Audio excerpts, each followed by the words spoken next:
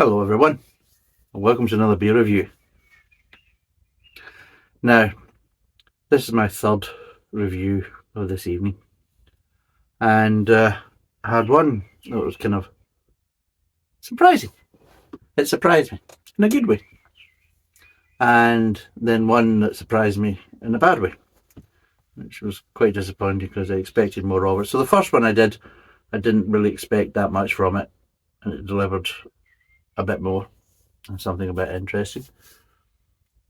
The second one I expected a lot more, and I didn't really get what I was kind of looking for, unfortunately, which was a bit disappointing.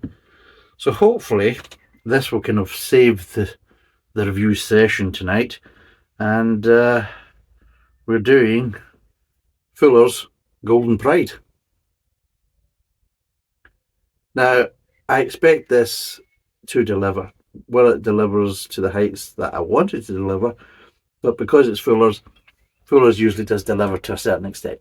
Even if it's not your cup of tea, the beer, which is an interesting analogy. But if it's not your cup of tea, you can still appreciate it's a nicely brewed beer with good ingredients. So this is Fuller's Golden Pride. It's a superior strength ale. It's 8.5%, so there's no pissing about. Price-wise, now I did get this in Waitrose, so I probably paid a bit of a premium compared to if I was getting it in other supermarkets. But I will put the details down below, but I think it was about £2.20, £2.25 or something like that. But yes, it says a bit of a spear on the back. It's a 500ml bottle, I think I did say that, but it's Golden Pride is our exceptionally fine, strong ale. The rich malty flavours from the pale ale and crystal malts are balanced by the Northdown, Challenger, Goldings and Target hops, creating a full flavoured beer with an intense finish. Which is interesting because one of the beers I reviewed today, that was one thing it didn't have, was an intense finish. In fact, it had a very limp-wristed and weak arse finish. So, let's crack this one open and see what we've got. Oh, you cheeky boy. So yeah, hopefully this will kind of resurrect this session. I mean, it started off quite well, and I thought, oh, it's a good start. Things can only get better. And it went down in the middle. Never mind. Let's see what this one's like. Let's see what this little bottle of chickiness is going to deliver. Ooh, saying that though, it's been warm today. 19 degrees. And this is only what? Kind of early-ish April, almost mid-April actually. But yeah, 19 degrees it was. Sunny, lovely. Oh, starting. This is where everybody's thinking, oh, lighter beers, lagers. Oh, Jesus. Because I've had a lot of people mention about lagers and what I would recommend and everything else, because they've tried so many lagers in the UK and they just feel quite disappointed. And I can understand that. So I've still got a few Czech beers still sitting there that I've actually done before, but what I'm going to do is maybe do a little group review of them and just kind of do a quick recap of them and their kind of flavour profiles, and just have them all as a kind of 4 or 5 of them, and kind of recommend with prices and everything else and where to get them from if people want to go down that route, because I think they're on a hide to nothing to try and find something kind of superior from a British brewery. Although, no, I don't think I would find one that would kind of challenge it from a British brewery sense, which is a shame because they should be able to do it, but it's whether their heart's in, it's a different story. But yeah, I might just do that just to give people a kind of a quick recap of, well, if you're looking for a nice lager for the summer and how easy to get and everything else, because you're going to struggle to get one from the supermarkets, then look at some of these beers in cans and the type of prices you can pay and how quickly you can get them, and they're not costing that much for delivery and everything else. So I might do something like that. So if you are interested in something like that, then let me know in the comments down below, and I will do that, and I'll give you an idea of how easy it is to get some of these beers online. So anyway, back to this one. It probably had about half finger head, but I was bumped my gums there, so it's going to go down a little bit. For people in the podcast, it's probably about half finger head. It's a nice kind of rich, dark copper colour, so it is. The bloody birds, they're chopping away. Smell wise, well, I'm getting malt, and I'm getting malt. I'm also getting kind of slightly richness to that malt, as in plenty of malt, different layers of flavour of malt, and yeah, with that richness, you are getting kind of rich caramel, rich toffee, all that kind of stuff with it. So let's see what it tastes like.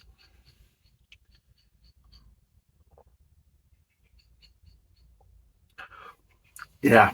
Oh yeah. Oh Jesus. Yeah. I should have had this at Christmas, for God's sake, man. Missed a trick with that one. Oh, it's like Christmas in a glass. So it is. Oh, that is full bodied. Bloody hell it is. Oh, and yeah. Oh God, there's layers of malt there. Jesus God, there is. And yeah, it is. It's as rich as a fucking Christmas cake, so it is. Which is nice. But seeing it's been the hottest day of the year so far, I'm kind of thinking, yeah, you kind of missed the boat with this one. This one should have been done in the middle of winter when it was shitty rainy weather and everything else, when you're up in Scotland, that type of stuff, and you're struggling to kind of find something to review and everything else and that type of stuff. And now you're doing it in mid-April when it's the hottest day of the year so far, and yeah, it just doesn't really go.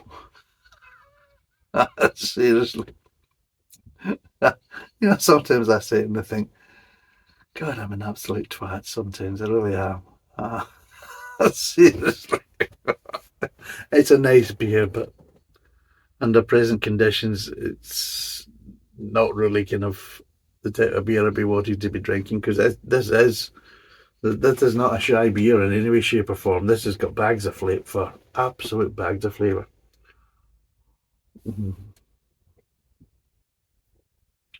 And oh God, it's got a wonderful fruity back end. There's a bit of bitterness there in that back end. But after that bitterness, the bitterness kind of dissipates, and then there's just this little kind of surge of fruitiness at the back end, which is slightly refreshing, but also kind of slightly different. Because I was about to say, before I just kind of had that sip, I was about to say is, it's if you want to kind of know what the vintage ales are, because you've probably maybe seen them and seen the price of them. Well, this is probably the closest in the range, getting closer to the kind of vintage ales. Obviously, the vintage ales are quite different depending on the year, and they're also to a kind of high level of richness. It's one of these ones which you kind of sit and savour. You certainly wouldn't have them as a session. Excuse me. But this is probably one of the beers, probably the only beer in its range that gets kind of closer to what these kind of beers can be like. Because out of the normal kind of mainstream kind of products that they do, this is definitely easily the richest and most full-bodied. And if you like malt forward beers, you like complex flavours, then yeah, this one delivers, and it's got the alcohol content and everything else. And yeah, put it this way, people go on about McEwan's Champion and everything else, which is okay, it's fine, I don't mind it. This is another level, I'll be totally honest. So if you like kind of McEwan's Champion, then get one of these down your neck, because trust me, this will take you to Flavour Town in a way that McEwan's Champion just won't. So it gives you that kind of idea of where you are flavour wise, because this actually makes McEwan's Champion look kind of, which is quite a rich full-bodied ale in itself. There is plenty of flavour there, but it does make it look a bit kind of weak and watery. which it isn't. But this certainly does, because there's a richness and there's levels of flavour. This is one of the things you probably don't get with quite a lot of these richer beers, like as a good example. Because I'm taking that as an example because it's easy to get. You can go into plenty of supermarkets up and down the country and you'll be able to get it. And you can get it in cans, unfortunately, but I'm talking about what it's like in bottles. And while it's got good, strong, rich, malty flavours, it doesn't have the different layers of malty flavours that this has. And this is the difference. This kind of does push you and pull you in slightly different directions as you're going through the different stages of front of the mouth, mid-tongue, and back of the mouth aftertaste. So yeah.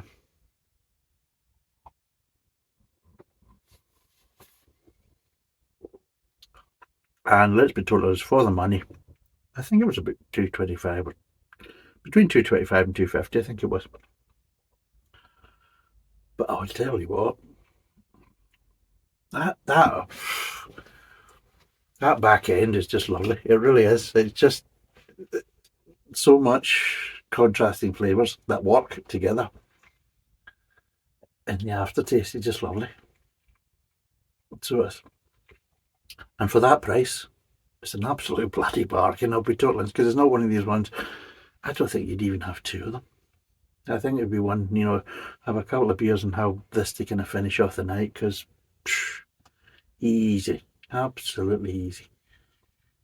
And this is the type of thing I've said plenty of times that Fuller's is so underrated. I don't know why it's so underrated, because they really can produce really good beers. Whether or not these beers are kind of up your street or suits your flavour profiles, that's a different story. But if you drink it, you think, well, the flavour profile is not really for me, but you can still appreciate that this beer has been brewed well and it's been brewed with good ingredients. So that's one of the things you can always turn around and say about Fuller's. Whether or not that beer is, well, no, it's not really my kind of cup of tea. I don't really particularly like that. But fair play. You can taste the quality and you can taste that they actually gave a shit. And it's like that. So that's one thing you always get. You never get a bad beer out of Fuller's. You will get beers that maybe aren't really kind of suited to your flavour profile and really not my cup of tea. But I appreciate that as a nicely brewed beer. So yeah. And that's one thing that I think Fuller's is underrated, which is a shame. I just don't understand it. It's probably one of the most consistent breweries that throughout their range you can taste the quality. You can understand that it's been brewed well and they've actually given a shit. Which, let's be totally honest, that counts for a lot nowadays, because there's so many of them. You're thinking, were they actually present for this fucking massacre? Because sometimes you taste beers and you think they're so bloody off when you think, seriously, were you present for that execution? Because you killed it, and all in the wrong way. But yeah, it's that kind of situation. So yeah, so this one I would definitely say,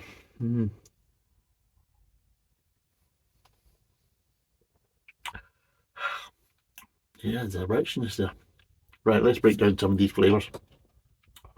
And there's a lot of flavours to break down.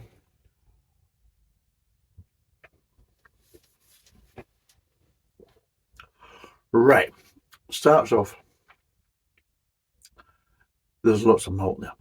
Front of the mouth, yeah, there's bags of malt. And the malt's doing two things. It's providing richness in body. It's providing multiple layers of flavour, but it's also holding back the alcohol content. This is 8.5% and it's holding it back. It's like, whoa, boys, you know what I mean? Let's not let the ethanol play a part in this. And it isn't. There's alcohol there. You can feel it, but it's not coming through in the flavour profile. So that's the first thing you're getting in the front of the mouth, is that you expect at 8.5, you expect a little bit of ethanol kind of feel to it. And it's not. It's like almost Belgian-esque, the way it's controlling the malt is just right there, and it's taking charge of things. Right, it's all about flavour, it's not about the alcohol. And it's like you get with really good triples and quads out of good Belgian breweries, is that they have that malt, right, good quality malt, at a good intensity that's like, yeah, the only time you need to think about the alcohol content is when you read it in the label of the bottle. Once it's in the glass, it's not going to play a part. Trust me. And that's what it feels like. And it's the same type of situation. They've done it exactly the same as what the Belgians do. Bang on. 8.5 is you don't feel it. You'll feel the alcohol, yes, but you don't taste it. It won't play a part in the flavour profile. And that's it. It's just the malt's like, no, we've got a hold of this. So you've got this malt there in the front of the mouth. And yeah, there's layers of it.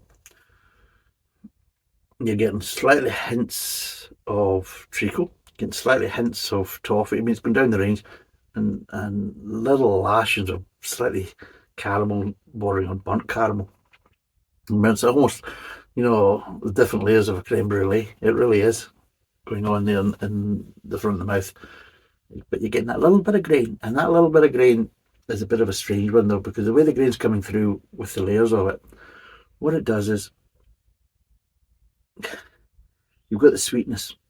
Now you expect with all this malt you're going to get probably at the front of it, it's going to be a bit of a culture shock. It's going to be, the problem is with malt is if you're using really darker malts, you lose the sweetness and get a little bit of bitterness.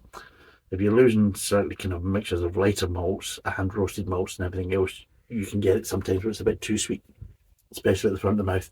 But this grain is just there. It's like a bit of the kind of the pickle in the sandwich, as they say, it's like that kind of thing. It's just holding back the sweetness, and that's what it's doing. So you're getting all these lovely layers of malt flavour in the front of the mouth, but the grain's just there just to kind of slightly hold back that sweetness so it's not becoming sickening and in your face. So it's playing a slightly different role in this beer. So it's a kind of a dampener. So it's not affecting the malt, but it's just slightly holding back on, the sweetness running away from the malt.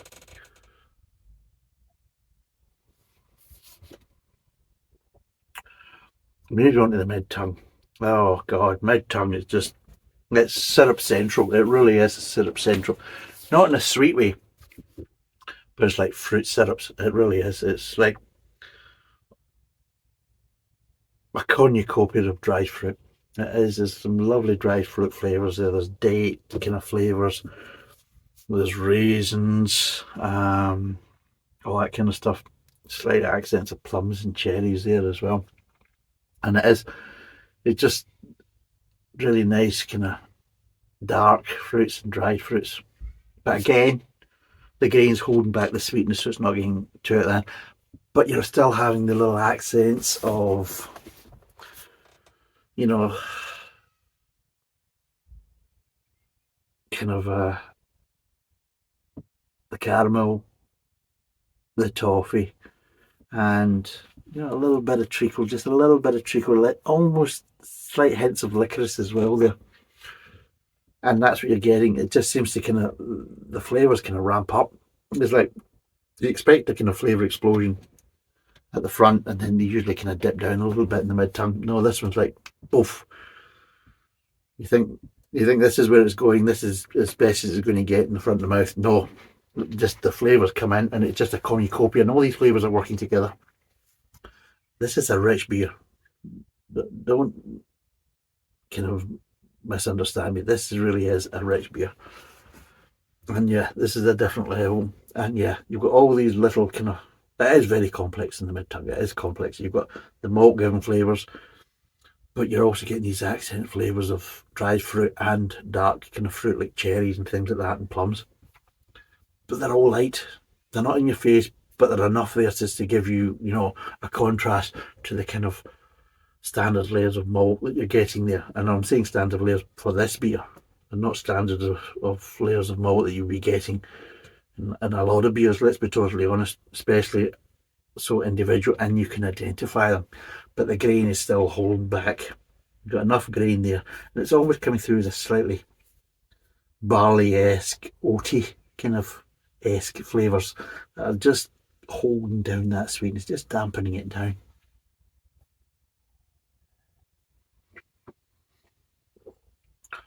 And then it starts to get near the end of the mid tongue, and you start getting this. It doesn't feel like it's coming from the hops. It feels like the kind of the treacle is slightly ramping up to be a bit more molasses, like so you're slightly slightly burnt bitterness just at the back of the mid tongue, just as it's moving on to the back of the mouth and the aftertaste. And it starts to kind of crescendo. You think, oh, here it goes. This is bitterness. This is bitterness. Slightly different type of bitterness, but it's still giving the bitterness. And then it drops away, and you've got these wonderful kind of lighter fruit flavours sitting behind it. And it is like kind of almost, it's almost like a compote of forest fruits, just at the back end, just as it finishes off in the aftertaste, that you just get the splurge of like kind of, you know, wild raspberry, wild strawberries, dark cherries, that kind of thing. Just done as a like kind of a compote, and just like a little kind of fruit flavour burst just at the end, and then it just kind of nicely dissipates. And it is a bloody hell, it's a nice beer. It really is. It really is. It's lashings of flavour, really complex flavours, but clean flavours. This is the thing. The flavours are clean and you can identify them quite easily from the malts, from the fruit flavours, everything else. And yeah, fair play to them.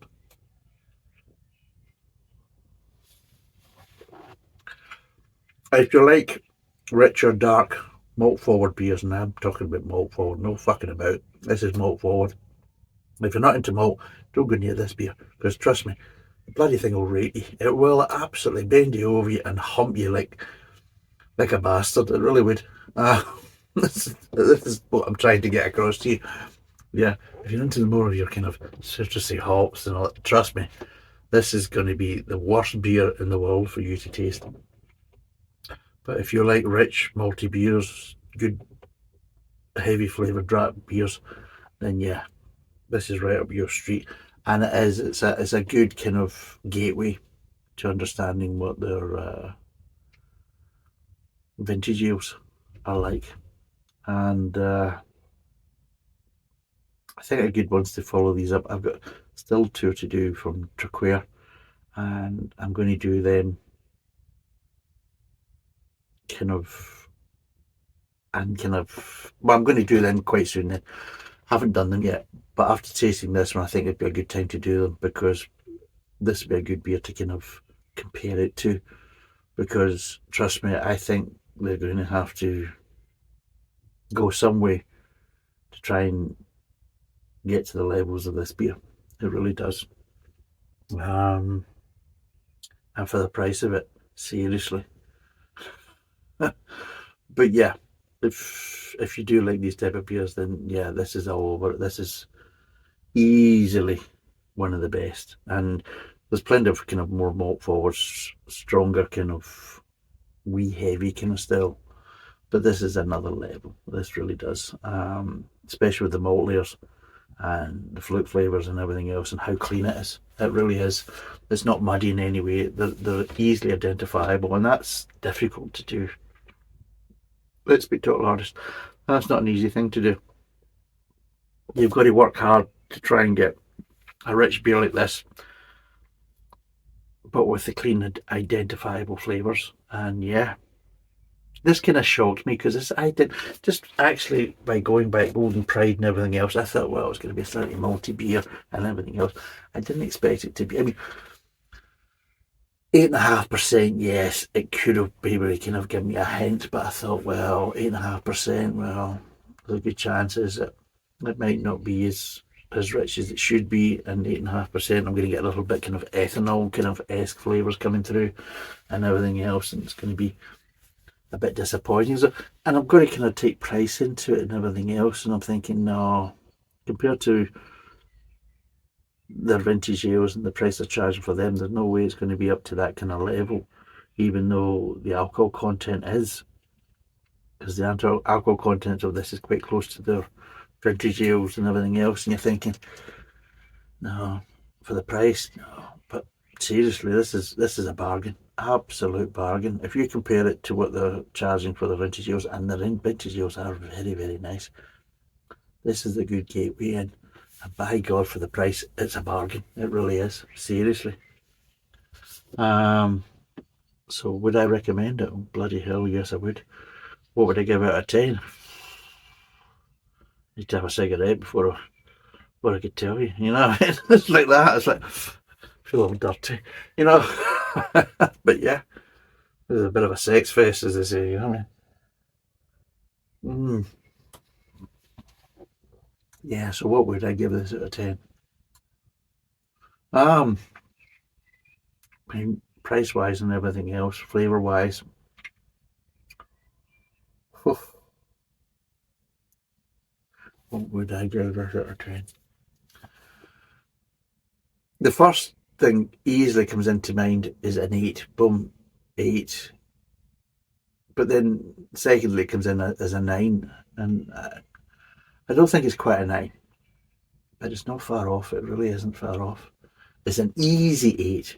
Easy 8. For price wise, everything else, easy 8. But not quite a 9. And I think 8's just not enough. So I'm going to give it an 8.5. I'm going to give it an 8.5. By God, there's plenty of flavour in this beer. Would I recommend it? Yes, I would. If you're not sure whether to try or spend some money on their vintage ales, then try this first. And if this isn't for you, then the vintage ales won't be for you. So it's a good tester to see whether you should actually buy some of their vintage ales